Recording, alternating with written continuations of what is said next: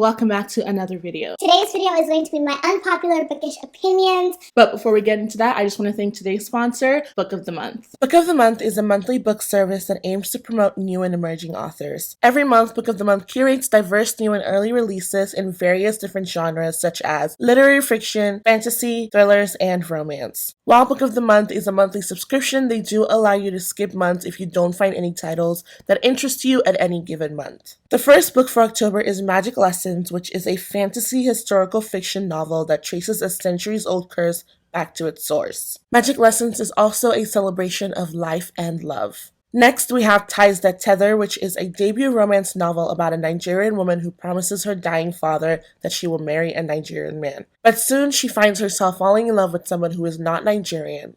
Following that, we have The Girl in the Mirror, a debut thriller about greed, lust, secrets, and deadly lies involving identical twins. Iris and Summer plan to sail their family's yacht, but when Iris finds herself alone in the middle of the Indian Ocean, everything changes and she begins impersonating her sister. The next book is Leave the World Behind, which is a magnetic novel about two families who don't know each other but are forced together on a long weekend gone terribly wrong. The book deals with the complexities of parenthood and issues regarding race and class. Last but not least is the highly anticipated new release novel, The Invisible Life of Addie LaRue. In a moment of desperation, a young woman makes a bargain to live forever and is caused to be forgotten by everyone she meets. Victoria Schwab is the well-known author of many popular series such as The Monsters of Verity duology and A Darker Shades of Magic series. These are all 5 book options for the October choices, so if you're interested in any of them, make sure you use my code that will be on the screen as well as down below so you can get your first book for $9.99. Now that we have thanked today's sponsor, I'm going to go ahead with the tag, but I will also leave the original creator as well as their video down below so you guys can check that out. The first question is a popular book or series that you didn't like. For this, I do have a few different books, the first being A Court of Mist and Fury. I know this is like a beloved book in the bookish community, but it just didn't do anything for me. And I don't like either of the love interests in this series, and so it was just kind of like meh for me, amongst other things that we'll talk about later. Next, I have Daisy Jones and the Six, which is another beloved book. And the next one, or the final one I have, is The Great Gatsby. I know all 3 of these books have really massive fandoms, and I feel so sad that I didn't enjoy them, especially with Daisy Jones and the Six, because that book had every single theme trope that I would have wanted, and it still didn't do it for me. So it's a sad moment. Even A Court of Mist and Fury, like, I thought it would be amazing, even though I was like, I don't really like Tamlin, don't really like this other person, but I'm gonna try it, and it just hurt. I will probably continue with the series because I'm interested to see what happens, and a lot of people say that the rest of the series is still good, and I do enjoy Sarah J Maas's writing, so we'll see. But I might also try Throne of Glass. I'm trying to decide what I want to do with that, but I find her books very entertaining and very easy to read, so I do want to continue, but I just kind of don't know what to do because I do know who our main character is going to end up with, and I just don't like knowing that that's who she's going to end up with, so I'm just kind of like...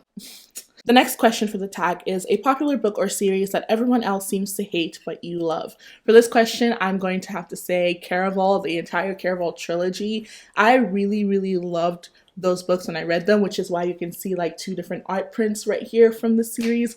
I really loved the series. I thought it was really nice to read something that was so whimsical to me. It was like super whimsical. I really liked the circus aspect of it, and I think I read this maybe after the Night Circus. I can't remember if I read it before or after, and I know a lot of people compare the 2 books and they are very different. And I just really loved seeing 2 sisters kind of navigating such a dangerous situation, such a dangerous world. I just really adored it, especially the romance involving Legend. I won't say who Legend's romance was with, but I just really loved that so much. And yeah, everybody seems to not like this series, and I still don't know why. Like, sometimes I ask people, and as soon as they tell me why, I forget, but I really enjoyed it. If you've read the series, let me know what you think about it, because it's absolutely one of my favorites, and it's definitely a series that I would reread, but I am very curious to know why people don't enjoy it. Another series that I have for this is the Grisha trilogy. This is a very unpopular opinion, maybe. I don't know, I feel like people secretly might agree with me somewhere in little pockets of the world,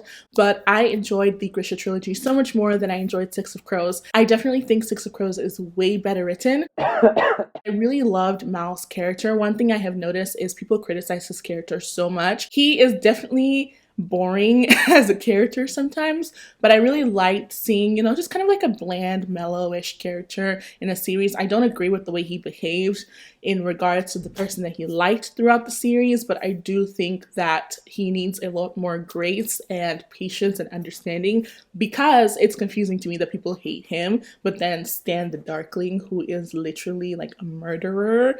That has just never made sense to me. When I did start the series, I was like, ooh, the Darkling. But then as I got further along in the series, I was like, he's trash. Nope, he's just trash. Next is a love triangle where the main character ended up with the person you didn't want them to end up with. This is gonna be ACOTAR. ACOTAR. I haven't read the whole series, like I said, but I know who Feyre ends up with because of all the spoilers, all the rant videos, and basically how ACOMAF goes. You already know who Feyre is going to end up with. This one's not that much of an unpopular opinion because I have seen a lot of people say this and agree with this, and I totally agree that Feyre should be alone. I just feel like she would have done better by herself, and she would have done better kind of learning herself, learning who she is throughout the series, and figuring out how to do the things that she has to do. I'm trying to like not give spoilers, but I feel like I'm the last person on the planet who hasn't read this series. Number 4 is a popular genre that you hardly reach for, and for this I'm gonna say horror, because I typically read mysteries and thrillers, but I haven't yet gone into the horror scope.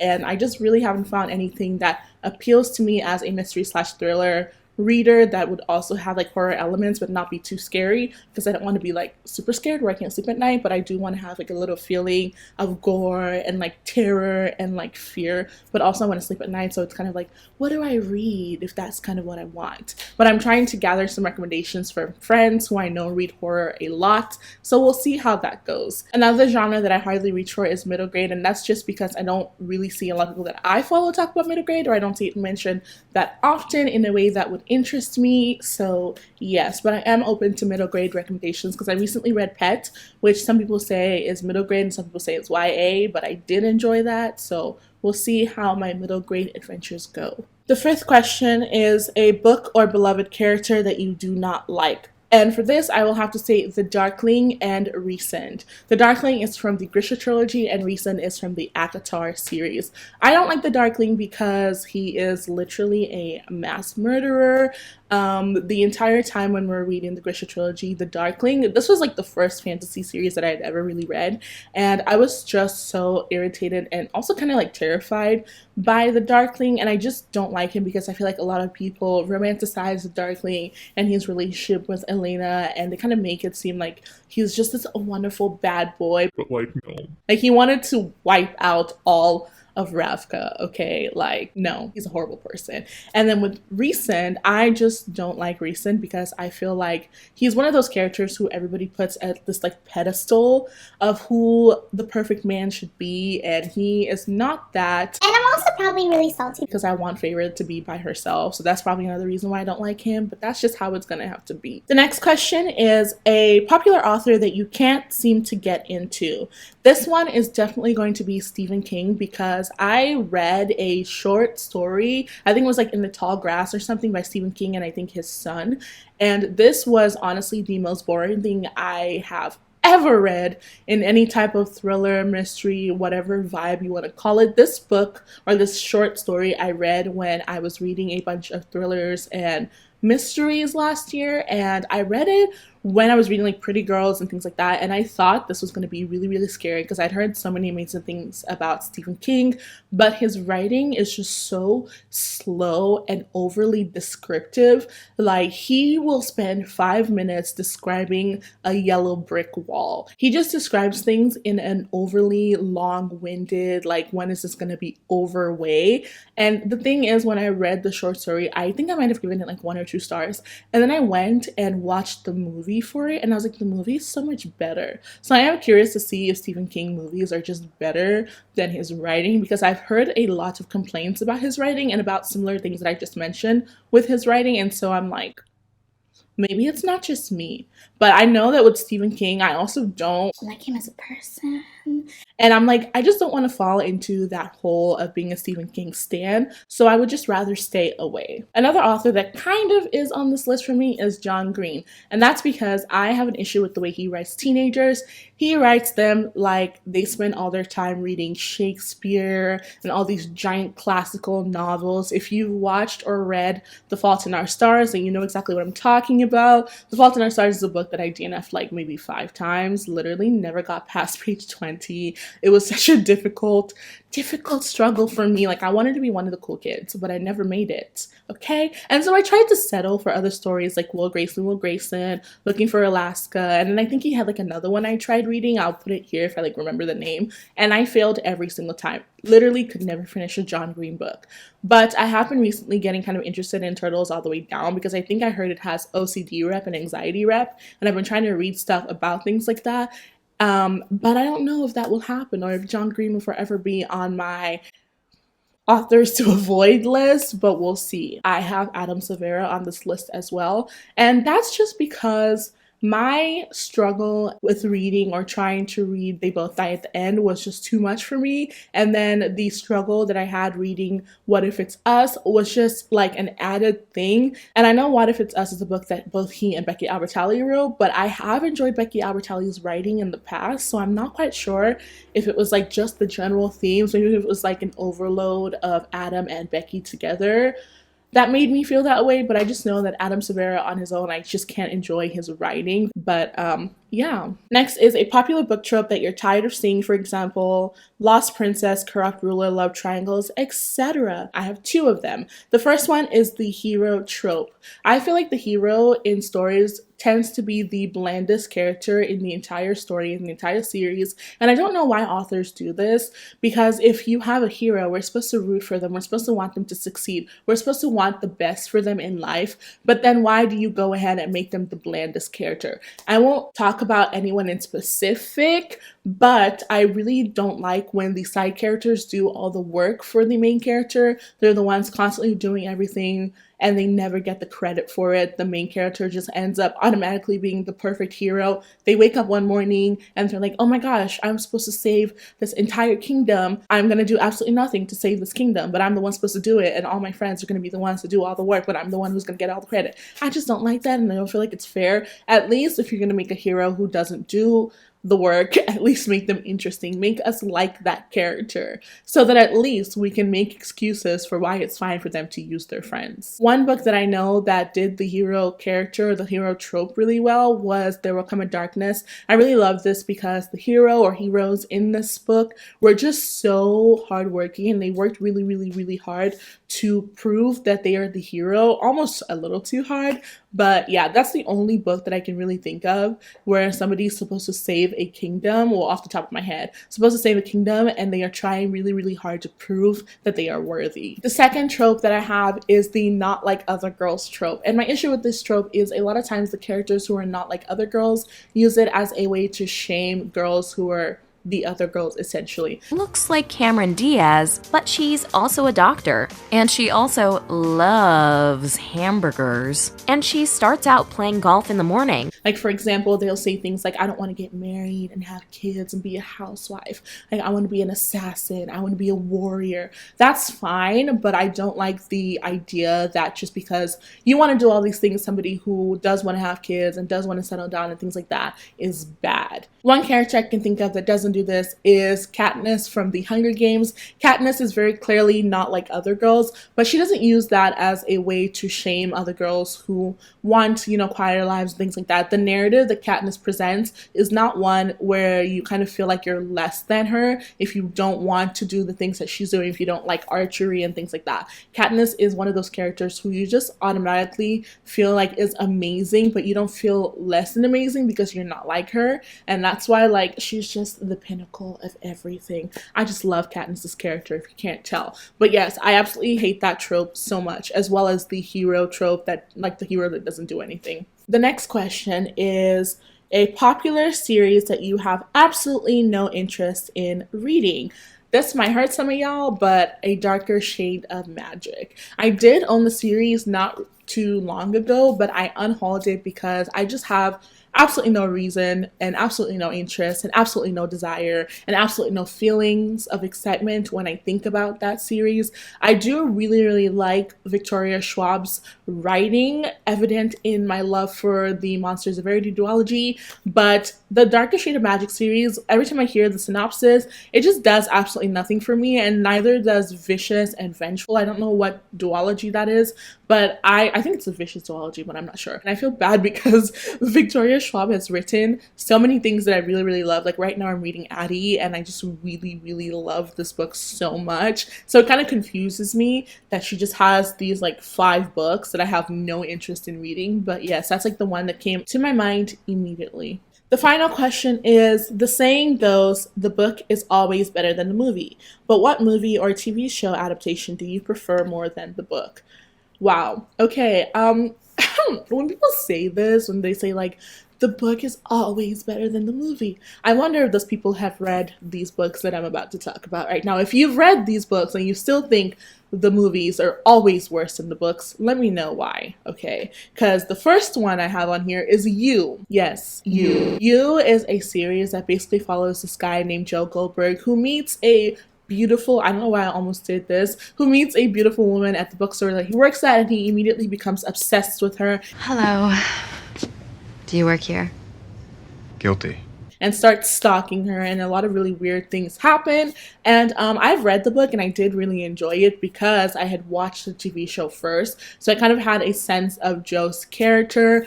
But I will say absolutely the TV show is so much better than the book, especially because a lot of the times the book goes into some really weird tangents and you just kind of like, okay, can we get back to the plot? But the series, the TV show is just so good, and you cannot convince me that this man did not just copy paste Dan's character from Gossip Girl and made him creepier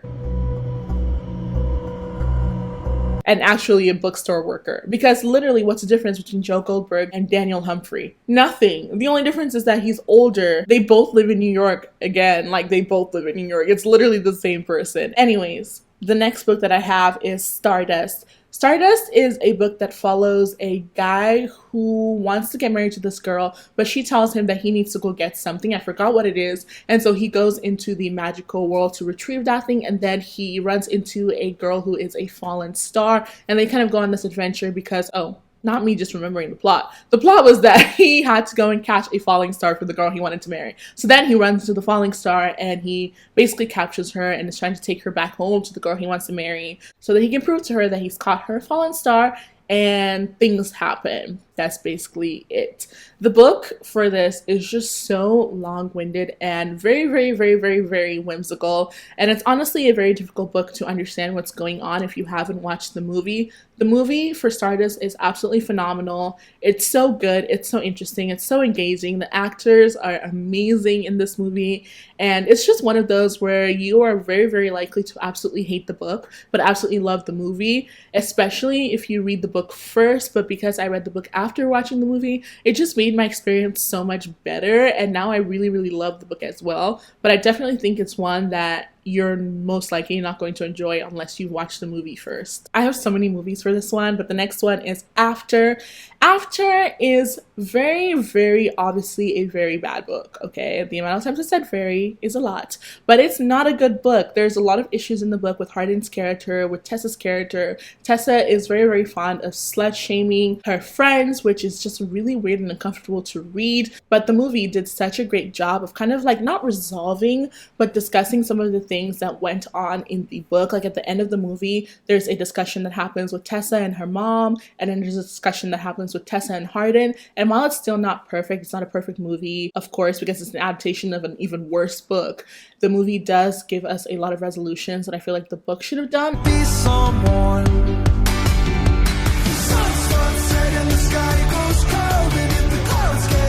And maybe that's because there's not going to be like 5 movies like there are books, but I still feel like the movie is just so good compared to the book, and I really think Hardin's character improved. Most avoided this and the confusion of my thoughts. He was still like the Harden in the book if you've read the book, but I just feel like he was a lot better in the movie. But I just feel like the movie was just so much better than the book, especially because the like playlist soundtrack, the soundtrack of the movie is just fire, so good. So good. But yes, those are my 3 movies for this prompt, and also that was the final question. So we are now done with this video. Thank you guys so much for watching this video. Don't forget to like if you enjoyed it, and also if you watched the entire video, go ahead and leave me maybe like a black heart if you have the black heart on your keyboard. If not, you can just write black heart. And thank you so much to Book of the Month again for sponsoring this video. Let me know what your unpopular opinions are down below, because I might do another video like this but not a tag. So let me know what your popular bookish opinions are, because they might end up in a future video. I'll see you guys later. Have a wonderful day.